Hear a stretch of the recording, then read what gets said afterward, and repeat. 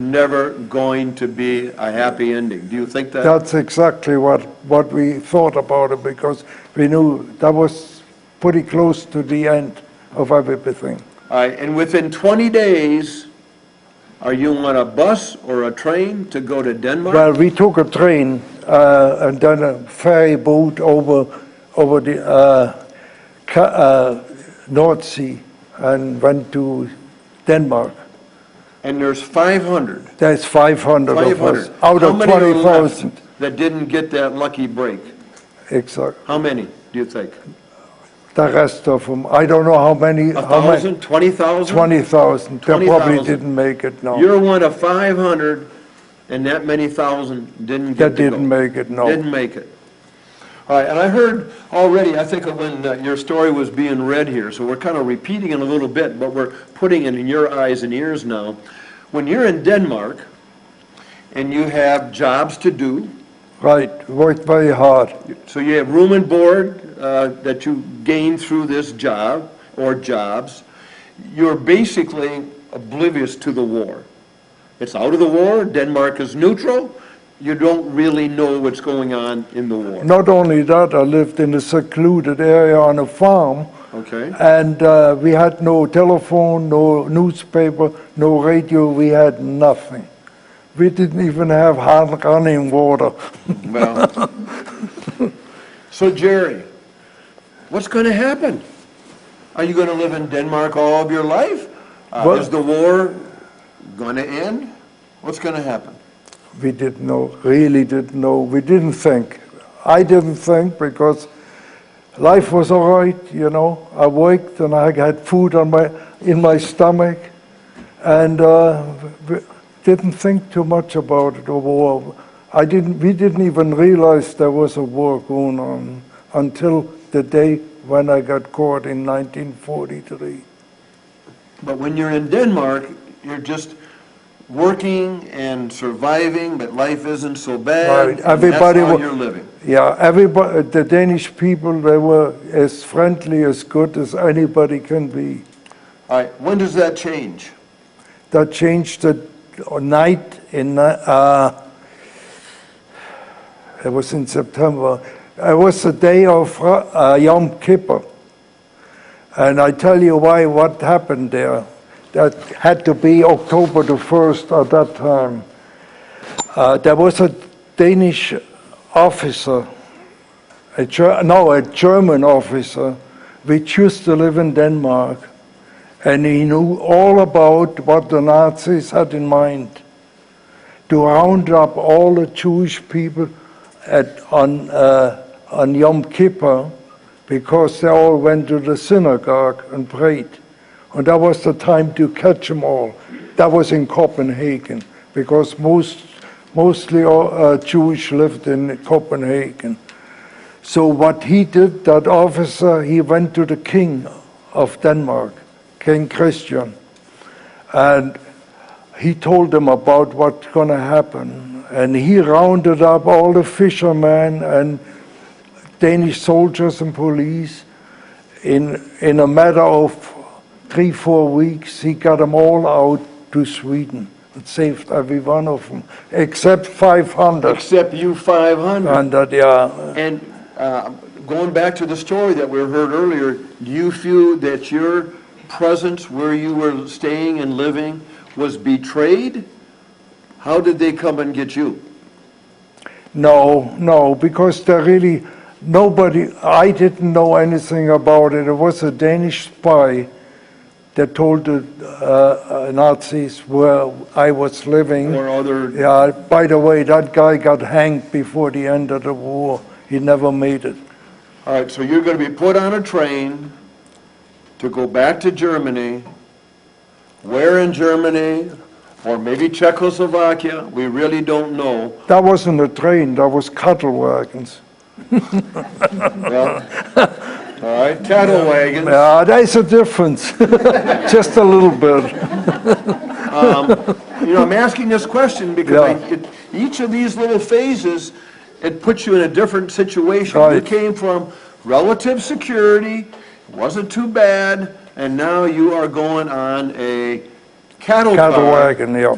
to Nowhere. What do you think? We didn't know. You just go. That's it. Where do you That's end it. up, Jerry? I went up in Theresienstadt and in Czech, called Terezín In Czechoslovakia. in Czechoslovakia. Okay? So you're in a concentration camp. Right.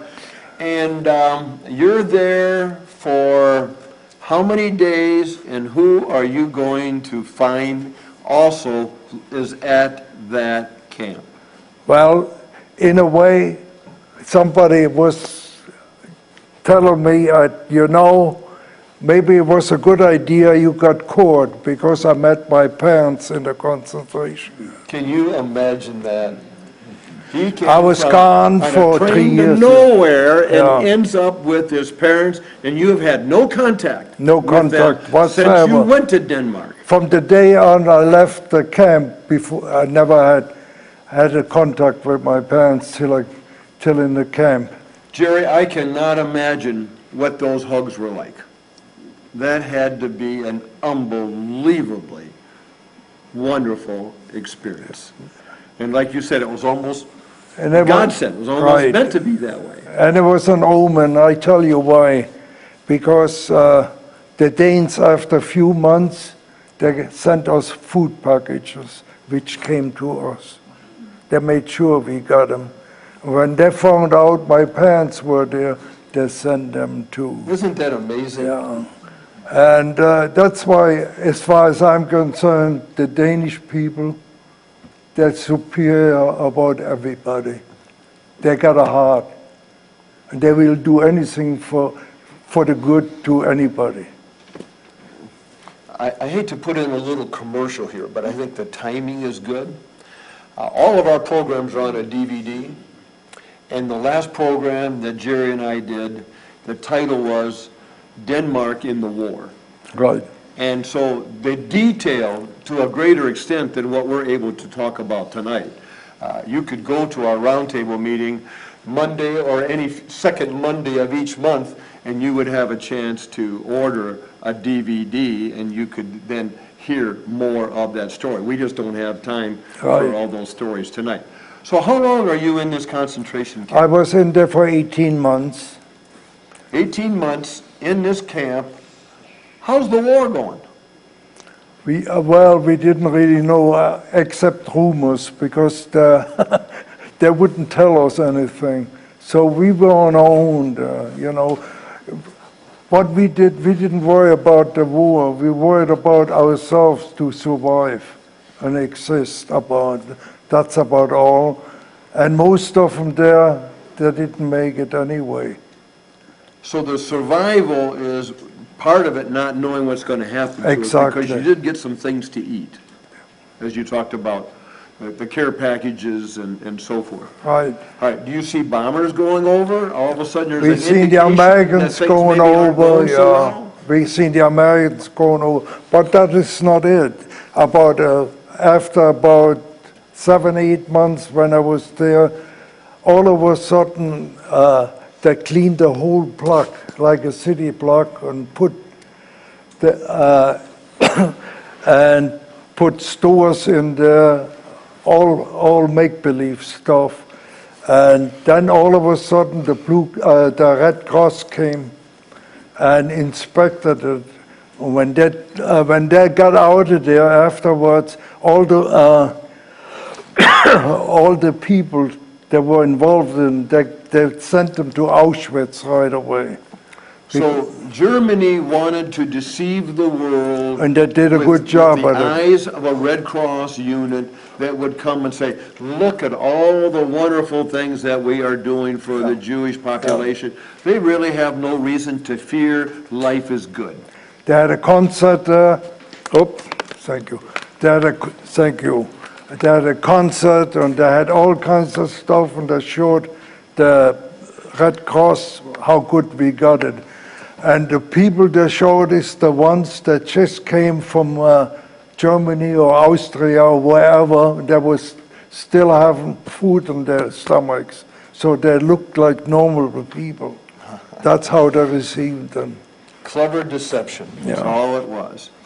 All right, at some point, in this concentration camp, you're going to leave. Yes, How does that happen? overnight. We didn't know anything about it till about 2 hours before. They told us to pack whatever you got, we're going to leave. They didn't tell us where. They didn't tell us where we're going to go. All of a sudden, we got in a white area. There was 40 or some, I don't know if it's 40 or 41 buses with a Red Cross on it. They were from Sweden. White buses? No, I don't know what kind. I don't remember. I know they had a Red Cross on them. And there was Swedish, each one of them had a Swedish driver, and then one Nazi was in there. As a guard. Pardon me? As a guard. Yeah, as a guard, yeah. Okay. So you load the bus, all these buses, all you people. Who are the ones that get to load the buses as opposed to who are going to stay? Do you have any feel for that? No. You just get on. My parents, they stayed there. Okay. Are they, do They you look didn't around even, and they didn't even know I'm going to leave. Oh, because they had done enough time. Are they all young people? Or no, no, they were mixed. Mixed. Yeah. Okay. A lot of older people, actually. That's the ones that got caught. Either the young ones that were like me in remote areas, where we didn't know what was going on, or elderly people that couldn't get away in Copenhagen. That's what most out of the 500 they caught. That's what the average was. The timing of this would be maybe April 1945? When we got liberated, yeah. Okay. So you're on these buses, and again, it's one of those, we don't know where we're going to go. We just go. Now, I've asked you several times how the war is going. Do you have any indication how the war is going as you make observations on this trip? Right. When we got out of Czech Republic, we had to go through Dresden, which is a big city in Germany, about twice the size as Minneapolis. And about 5-10 miles before that, all of a sudden our convoy goes into the woods, hiding. And it got dark, and about 2-3 hours later, all of a sudden, hell broke loose. The Americans bombed Dresden. They leveled it out completely. There was 80,000 casualties there in a matter of a half an hour to an hour. And, Dresden was a city that had no industry. It was a cultural city. Culture, art. Art and everything else, yeah. I don't know why they did that, but that's war. In war, they do a lot of things. So which when we you don't start realize. your trip again, this city is burning. And we had to go through that city because the Americans were there and the Russians were there. We had to go through because we could see the grenades and everything else going over. We had to make it quick. And you know that other smaller cities, and you can see the people, this is not a good situation. If there was doubt before, there's no doubt now. Germany is going to lose the war. Oh yeah, once we got in the car, we had a different attitude altogether. Sure you did. And part of the urgency is we've got to get out of Germany before the Russians come. True. Exactly. We've got to get out of Germany because if the war ends, it's going to be utter chaos. Very true. So we got to get to Denmark, and from Denmark we're going to go Sweden. to Sweden. And did Denmark help to make this possible for you, or do you think it came from Sweden? Evidently, because they had a school in a city by name Odense, which is in the middle, the second largest island of Denmark, and Odense is the biggest city there. That's where Hans Christian Andersen's story started, right in that town, by the way, if you remember that. And they had a school emptied out, and so we all stayed in the school overnight because it got too much. We were on the road for 3 days altogether to get to Sweden. So it was a long trip. When the war ends, you're in Sweden. Right. No, I wasn't. The war wasn't all done. They was still going another month, 3 weeks more. Yeah, but I mean, Three when the more. war ends, when it's all over, you're in Yeah. Sweden. Right, right. There has to be a real emotional relief. It's over, Right. right? That's the first Absolutely. reaction, I think. It's over. The second, I would think, is, where's my mom and dad? So how do you handle that? There was nothing I could do at that time. And it took a long time to find out that they're still alive. Because they had no means, they had no place to go. They were liberated by the Russians. And then they were in the concentration camp for 3 years, not 1.5, 3 years. And then they had no place to go, and they put them at GP camp near Munich for another 1.5 years. And it happened so they had some nieces in New York and sponsored them over here. And that's the only way we could come over. It's not like today, they come over here and put their hands out there. It didn't work that way. I was here in this country one single day and I had to go to work. Going back to, is there a story how you found your parents?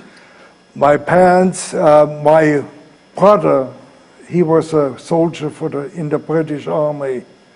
He got his basic training in Cairo, in Egypt, and he fought all the wars in Tobruk and El Alamein into Tunisia and then to Italy. And when the war was ended, he went back. The Israelis sent him to Europe to try to get as many Jewish people to Israel, to Palestine at that time. Since he spoke a lot of languages, it was easy for him to get them So around. did he find your parents? And He help you found to my find them? parents. That's how it was. Right, that's Okay. how I found. So And this- what he did is, he found in a camp a Jewish lady, which became his wife. She was from Poland, and got her out of Germany on a death certificate. That's the only way she could get out of there. So when you think of how it was for your family and what happened to so many other families, every member of your family survived the war. Yeah, My God. I think it's 1 out of 6 million almost. Wow. Well, Jerry, that is an incredible story, and I think we all want to thank you for sharing that. You're welcome.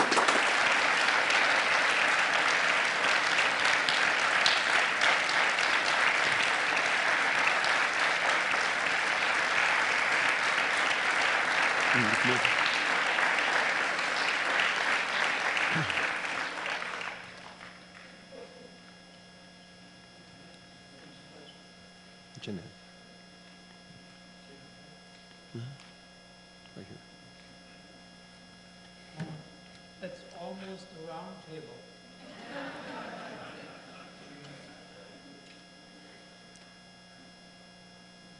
The next person that I'll interview is Jeanette Steiner, and I think we have a picture of Jeanette.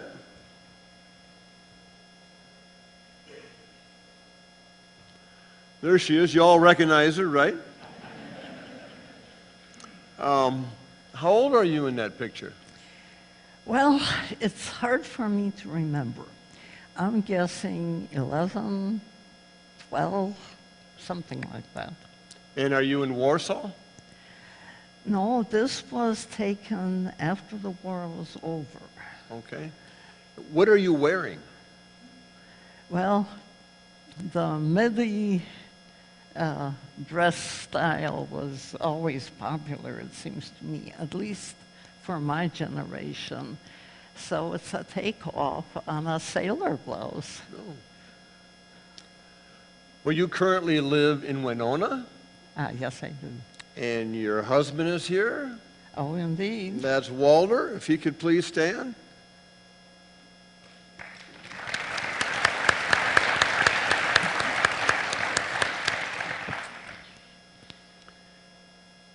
And you were born in Warsaw, That's right. and then you spent the next few years in an area, if we have a map here, that would be kind of in the northeast corner of Poland. Well, we are looking at a modern map, and my true home would be a little bit off the map, in the northeast corner. In the Because great, where you lived is now part of Lithuania. Is that what's happened here? actually, it's part of Belarus. I don't even know what that place is. Well, it's a long, long, long story, but at one time, Belarus and Ukraine and Lithuania and the other Baltic states were a part of the Union of Soviet Republics. Okay, so it's in that area, and it was part of the Union of Soviet Republics. Right, right. And you were living there on September 1st, 1939. War starts with Germany invading Poland. How old are you at that time? Give or take a little bit, 5 years old. 5 years old. And are your parents talking about this war and what the implications of the war? Do you feel there's some concern here, some fears? Well, it's hard to escape it. For one thing, my family